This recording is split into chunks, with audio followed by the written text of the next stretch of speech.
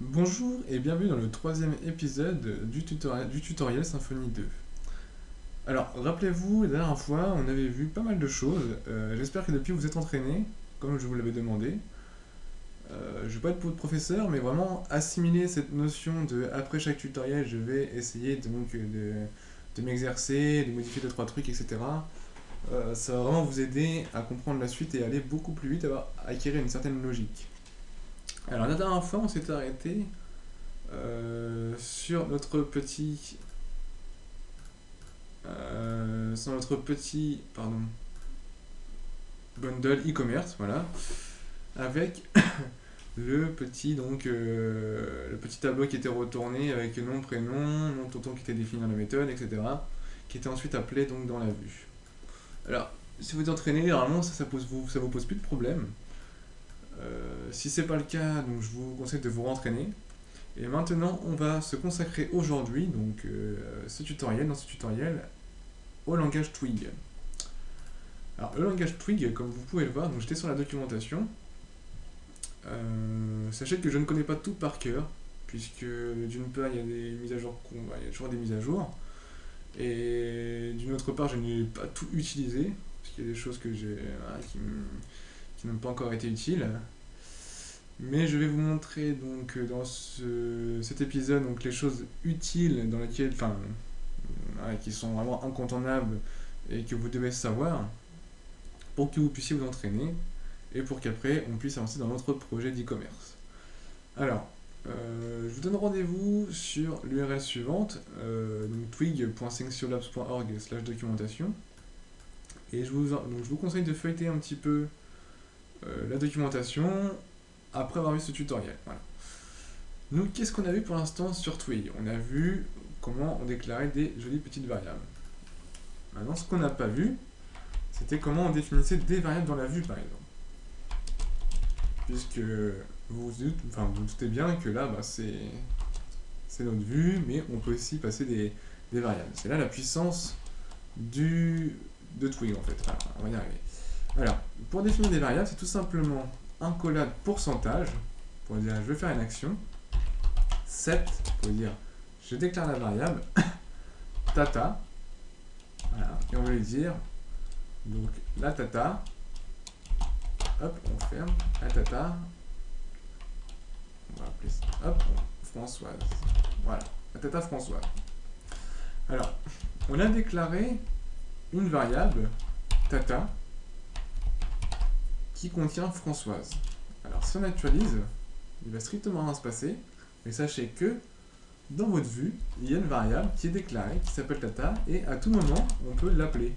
Tout simplement, hop, comme on fait d'habitude, voilà, Françoise, elle s'affiche, tout simplement. Alors, voilà, vous vous dites, ah ouais, c'est super, c'est facile et tout. Bah oui, oui, c'est vraiment, Twig, c'est très très facile. Alors, maintenant, on sait déclarer une variable. Qu'est-ce qu'on va avoir besoin? On va avoir besoin peut-être d'apprendre à faire des boucles. Alors, on va apprendre à faire des boucles. Alors, on va faire une boucle for. On va dire i in. Donc maintenant, on va dire voilà, for i in. Donc tu vas me prendre une boucle entre 0 et 10. Hop, hop. Tu vas m'écrire le i, voilà, avec un dr à la fin, pour retourner à la ligne, et tu vas me fermer le for. Alors, qu'est-ce qu'on a fait? On a fait une boucle for, donc on leur dit, tu me fais une boucle, on affiche l'argument i à chaque boucle, enfin à chaque tour de boucle, et on ferme le for. Alors ça, je ne l'ai pas inventé, sur la documentation, for, on devrait avoir le même exemple, voilà, tiens, 1 à 10, voilà, c'est 0 à 10, hop, on a exactement le même exemple. Alors si on actualise, voilà, on peut voir notre boucle qui est exécutée. C'est pas fini. Dans la documentation, vous pouvez voir qu'on peut définir A et Z. Donc ça, c'est puissant, ça. Ça, c'est très très puissant. Donc on peut les dire, on peut laisser I, hein, c'est un exemple. A, à Z. Donc là, il va me rester l'alphabet. Allez, reste-moi l'alphabet. Si on actualise, hop là, on peut voir que Twig connaît l'alphabet. Il nous l'a récité. Et là, vous vous dites, ah ouais, c'est ça. Mais non, ça s'arrête pas à ça, il y a encore vraiment plein d'autres choses. Donc voilà, il y a pas mal de choses. Alors, on va faire un truc, ouais, pour les boucles, ça c'est pas mal. C'est le loop index qui est vraiment pas mal. Qui lui va vous dire en fait, voilà, regardez l'alphabet, on va dire, voilà, par exemple le X, voilà, c'est la numéro combien dans l'alphabet, voilà, c'est X et c'est voilà, c'est quoi. Alors, tout simplement, on va lui dire loop.index, et là il va me dire, voilà, la lettre X c'est position 24. Voilà, tout simplement. Globalement, loop, qu'est-ce que c'est? Bah, ça revient à dire, ça revient au i en fait, sauf que voilà, vous n'êtes pas forcément obligé d'utiliser i pour pouvoir savoir quel est le numéro de boucle en fait qui est effectué. On peut lui dire aussi à loop de partir de 0 et non pas de 1. Mes souvenirs, c'est loop. Non, c'est pas ça. Alors c'est comment? Il me semble que c'était un argument comme ça. Ah voilà. Ah, c'est loop 0. J'ai rajouté un point, je ne sais pas pourquoi. Hop, si on part, voilà, on peut dire, voilà, c'est-à-dire qu'on décale tout, on part de 0. Donc là, attention, il y a 25 et puis 26 lettres. Alors, qu'est-ce qu'il y a d'autre aussi d'intéressant? Une fois qu'on a vu les loops, c'est déjà pas mal. On va avoir les filtres. Alors, qu'est-ce qu'un filtre? Alors, vous savez, en PHP, lorsque vous affichez dans votre vue, je ne sais pas si vous fonctionnez par vue ou système MVC ou autre, on pouvait avoir une fonction qui exécutait voilà, certains trucs. Là, on va lui dire, pour les lettres, pardon, je voudrais qu'elles soient en majuscule. Alors, on va lui appliquer un filtre, Youper, voilà, qui va, lui, en gros, c'est une fonction PHP qui est exécutée derrière. Hein. Je vous le cache pas, c'est pas magique, c'est pas surnaturel. C'est une fonction PHP qui est exécutée, qui est interprétée et qui est recompilée en fait, et après qui en fait est redonnée dans la vue et a transformé donc tous vos i en i majuscules. Alors sachez qu'il y en a beaucoup donc de filtres, il y a pas mal de filtres. Je sais pas si on peut avoir justement je pense que si on fait filtre Twig, on peut avoir la liste de tous les filtres Twig. Voilà. Donc là dans la logique, Youper, on va le retrouver voilà ici. Donc vous pouvez voir qu'il y a pas mal de filtres déjà prédéfinis, mais sachez que vous pouvez en ajouter à votre guise, vous pouvez en développer à votre guise. Qu'est-ce qui pourrait être pas mal comme filtre? On pourrait voir d'autres filtres. Date. Voilà, on va avoir donc ce système-là pour afficher la date du jour. Alors, on va lui dire donc date du jour, no, avec tel format date comme en PHP, des months year, hop, tu m'affiches. Donc là, qu'est-ce qu'il va faire? Il va nous afficher la date du jour, hop. Voilà, on va peut-être faire un petit peu de tri ou faire un peu de BR, histoire de se retrouver un petit peu. Voilà, on peut voir qu'il y a notre date, donc on peut rajouter l'heure, etc. Donc vous voyez, c'est vraiment pas compliqué, Twig, tout est dans la doc, elle est très bien faite. Et il y a vraiment pas mal de choses. Alors, on va retourner à notre petite boucle.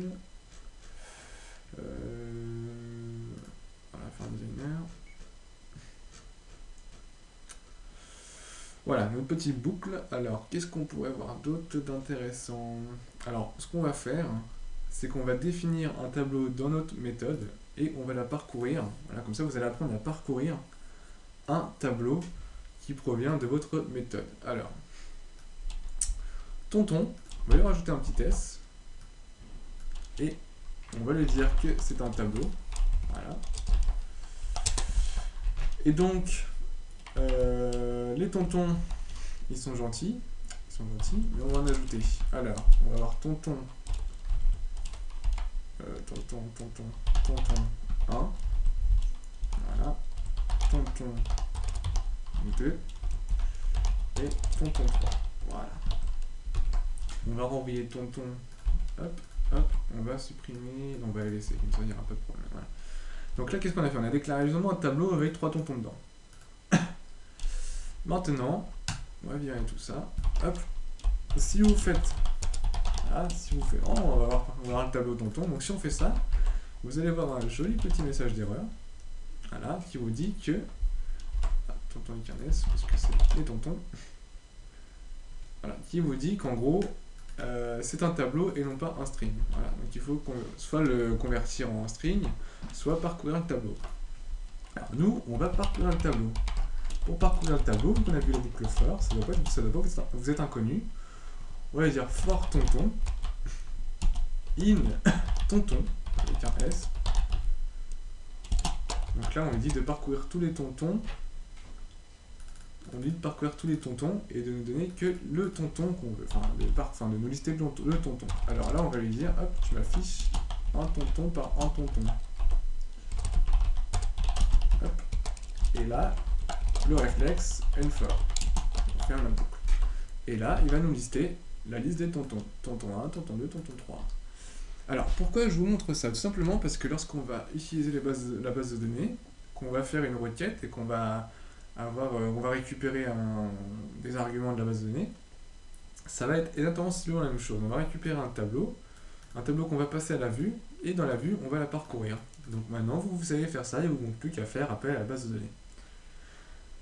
Donc voilà, donc là, vous vous dites, bon, c'est vraiment très très simple, Twig, c'est pas mal, et où est la puissance? La puissance, elle est maintenant. Je vais vous montrer quelque chose qui est vraiment bluffant. Alors, je ne sais pas si je vais trouver facilement dans la documentation. Tac, tac, tac, tac, tac, tac.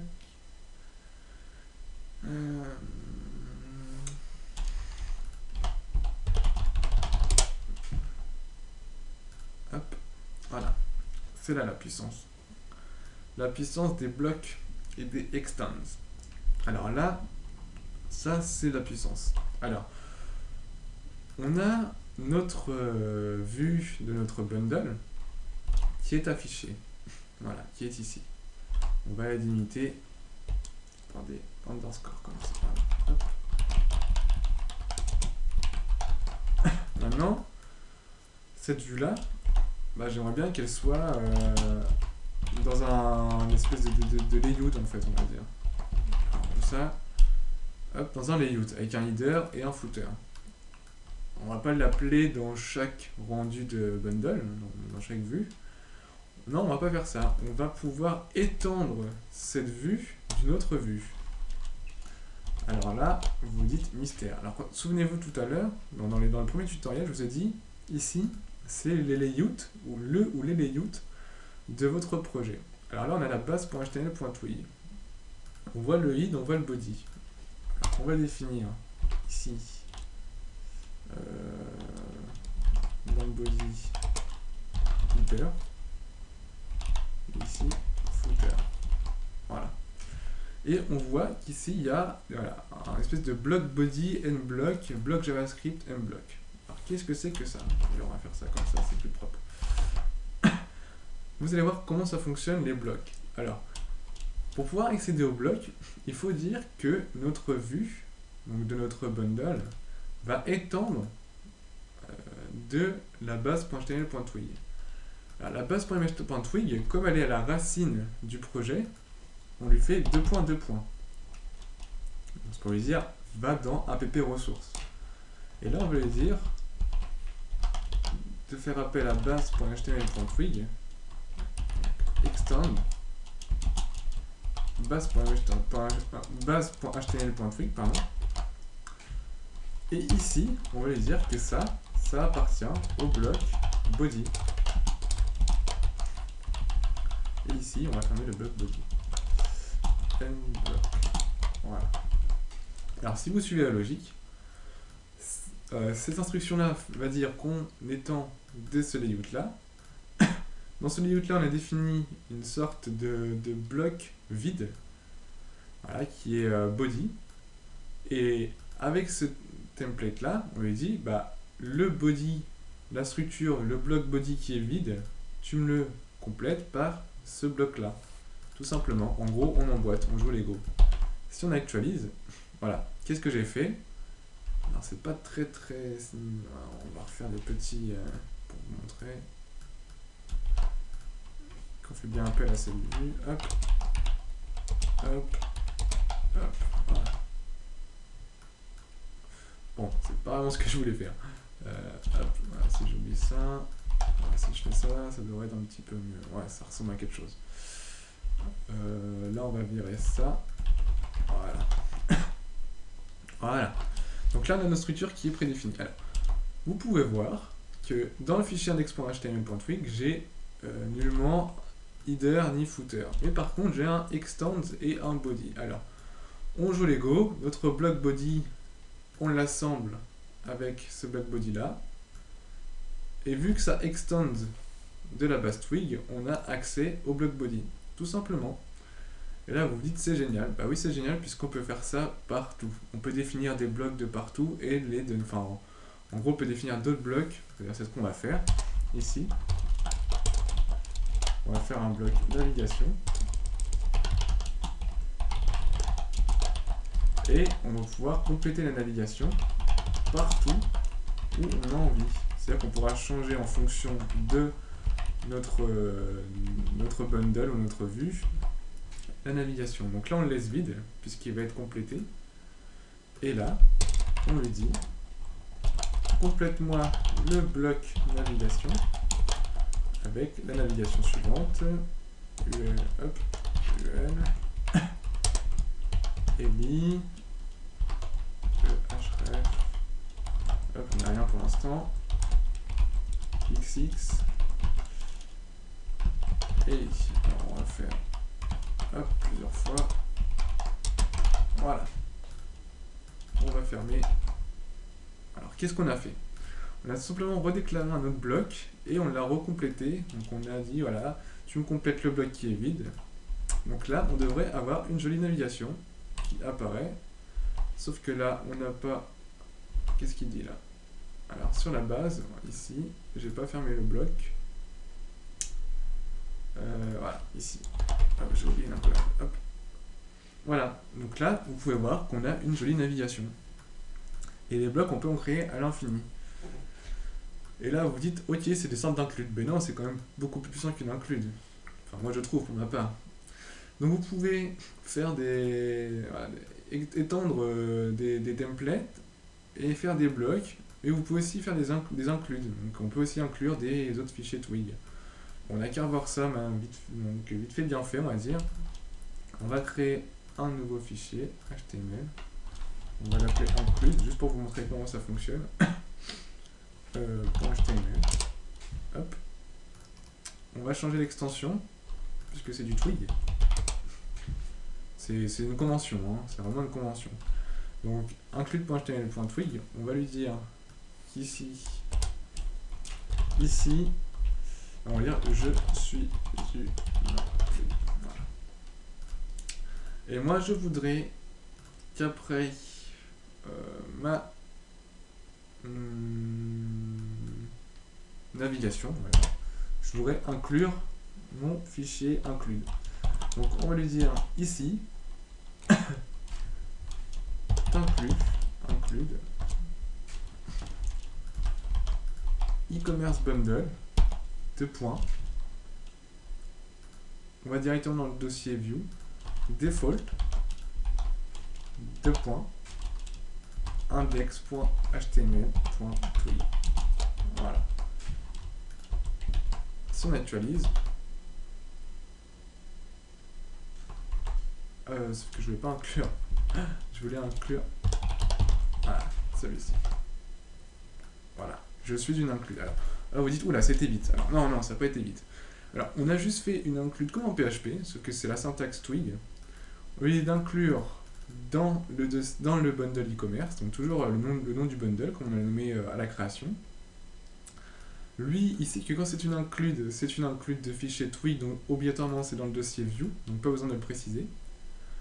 Donc, par contre, lorsqu'on est dans le dossier view, il faut préciser qu'on est dans le dossier default, seule chose qu'on a faite, et qu'on veut le fichier include.html.twig, tout simplement. Et donc là, on a bien fait l'include, et elle est bien ici. Voilà comment on fait une include. Donc pour ce qui est de Twig, je pense qu'on va s'arrêter là, puisque ça va faire 20 minutes. On va avoir petit à petit donc fonctionnalité de Twig. Mais là, globalement, on a vu voilà, pas mal de choses à assimiler pour vous. Donc, farfouillez bien la doc, notamment au niveau des filtres, au niveau des forts, etc. Si vous sentez que ça devient trop compliqué, donc vous arrêtez parce que ça prend peut-être trop d'un coup. Mais n'hésitez pas à vous entraîner, c'est vraiment important. Visitez la doc et essayez les filtres, etc. Voilà. Donc c'est un bon conseil que je vous donne et que vous devez suivre. Donc sur ce, je vous donne rendez-vous donc au prochain tutoriel et entraînez-vous et portez-vous bien.